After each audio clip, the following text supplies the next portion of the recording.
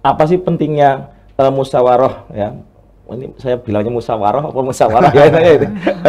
Biasa bisa nulis ya, membaca roh gitu ya. Iya, iya musyawarah itu menurut Ustadz Asad nih seberapa penting itu ya, Iya. sehingga dalam apa dasar negara itu juga dicantumkan ya, dalam agama kita juga diajarkan. Iya. Yang pertama, Pak Rudi dan seluruh Parmisa Tirvimu yang insya Allah dimuliakan Allah,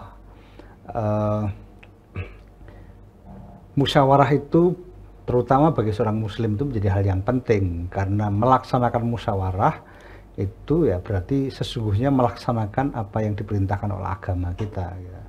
Ya, salah satunya misalnya kemudian dalam Al-Quran itu disebutkan amrohum suro bainahum, itu karakter orang-orang yang beriman itu kan amrohum suro bainahum, jadi terhadap urusan mereka maka mereka bermusyawarah.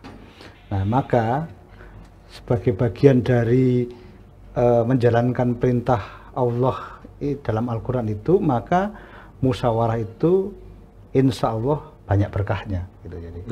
Jadi apa pentingnya musyawarah itu ya, insya Allah akan mendatangkan berkah Allah karena kita menjalankan apa yang diperintahkan Allah. Itu yang pertama gitu.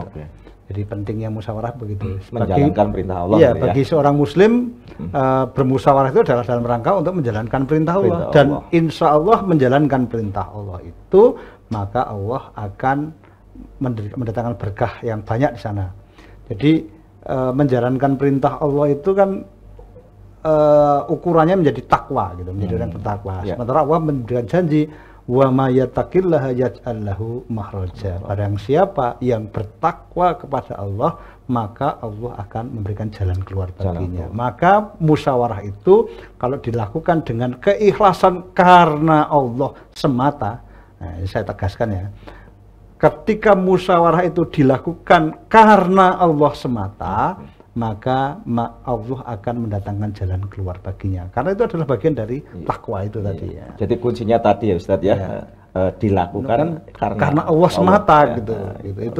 Itu bagi seorang muslim hal yang sangat mendasar gitu.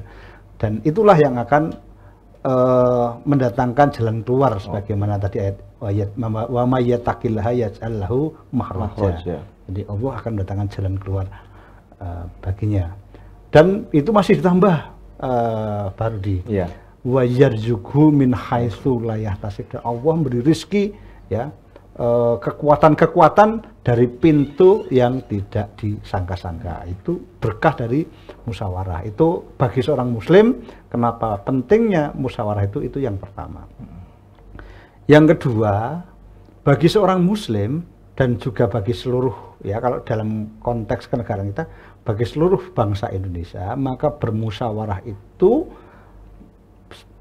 adalah bagian dari cara untuk mengkomunikasikan kepentingan-kepentingan atau potensi-potensinya gitu ya. Jadi kata kepentingan itu harus kita lihat dalam konteks positif, maksudnya adalah konteks di mana kemudian bukan saling mengambil, saling merugikan, tapi kepentingan untuk saling memberikan yang terbaik. Nah, dan potensi-potensi itu harus dikumpulkan.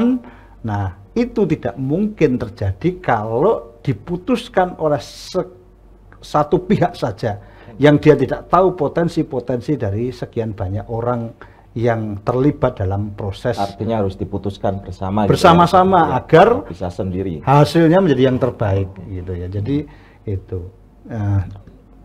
itu jadi sebagaimana kalau di dalam Al-Quran ya gitu ya, kemudian wa ta'awanu 'alal birri wa taqwa. Jadi tolong menolonglah dalam kebajikan dan takwa, kebajikan kebaikan dalam saling memberi manfaat, dan takwa dalam untuk terus berada dalam koridor jalannya Allah. Nah, itu maka itu tolong menolong itu dalam konteks itu, sehingga perkumpulan untuk bermusyawarah itu dalam rangka untuk melahirkan kerjasama yang bisa saling berbuat kebajikan. Nah, dengan begitu insya Allah, sekali lagi bahwa kemudian yang begitu itu insya Allah akan banyak mendatangkan manfaat. Itu tadi yang dimaksud kepentingan. Jadi kan mengkomunikasikan kepentingan-kepentingan. Itu kepentingannya itu berbeda-beda atau mungkin bisa jadi kepentingan sama tapi belum belum tahu antara satu yang satu gimana. Jadi, ini.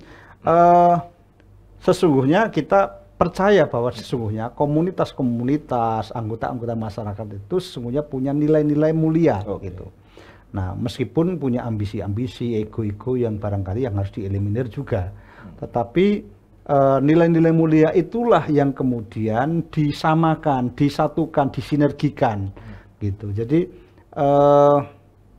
seperti konsep termasuk dalam lambang kenegaraan kita, Bhinneka Tunggal Ika itu. Marilah kita sekarang belajar untuk melihat persatuannya, jangan banyak melihat perbedaannya gitu. Kita itu kan sekarang itu jadi banyak konflik karena kita itu terlalu banyak ngurusi perbedaan. Ada yang pakai jilbab dimasalahkan orang yang mereka senang kebaya, ya. Kemudian ini kan jadi persoalan gitu ya. Ya sudah, kalau kemudian senang kebaya ya monggo gitu, ya gitu. Tapi bukan dalam konteks terus memaksa orang pakai jilbab dalam konteks dalam konteks kenegaraan itu. Tapi marilah kemudian kita lihat persatuannya. Yus nganggo kebaya nganggo jilbab kan ya iso misalnya gitu. Jadi kan nggak ada banyak persoalan lah. Kita itu senangnya membentur-benturkan ini jadi persoalan. Nah, bagaimana kemudian nilai-nilai baik itu dipertemukan gitu. Bukan yang nilai baik dipertemukan dengan yang buruk ya. Jadi janganlah mencampur adukan yang baik dan yang buruk gitu. Itu yang kedua, Pak. Yang ketiga, ini yang saya kira juga penting. Musyawarah itu juga dalam rangka untuk mengkomunikasikan berbagai data secara lebih lengkap. Gitu. Pernah nggak dengar cerita ada orang buta yang ditanya, yang kemudian dia itu menceritakan tentang gajah gitu. Ada orang buta yang kemudian taunya itu bisa memeluk kakinya, maka menganggap gajah itu seperti tiang listrik gitu kan, panjang gitu karena yang dipeluk adalah kakinya. Kemudian ada orang yang buta yang kemudian melihat atau yang menemukan gajah itu, megang gajah itu telinganya. Wah, maka kemudian dia membayangkan, dia mengatakan, menginformasikan gajah itu seperti ya yang panjang, lebar gitu kan, tipis gitu kan, karena yang dipegang adalah kakinya. Demikian juga ada yang memegang ekornya, maka kemudian dia menganggap bahwa kemudian gajah itu seperti ular ya gitu. Gitu. Nah, maka musyawarah adalah mempertemukan data-data atau melengkapi data-data yang tahu gajah itu hanya ekor, yang tahu gajah itu hanya kaki, yang tahu gajah itu hanya telinga, yang tahu gajah itu hanya belalainya, ketemu dan kemudian mengkonstruksikan menjadi lebih lengkap sehingga potensi-potensi dari apa yang dimiliki oleh semua elemen itu bisa dikemukakan dengan benar. Nah, insya Allah dengan data yang lebih lengkap, maka keputusannya lebih mendekati kebenaran dan lebih mendekati optimalisasi kemanfaatan.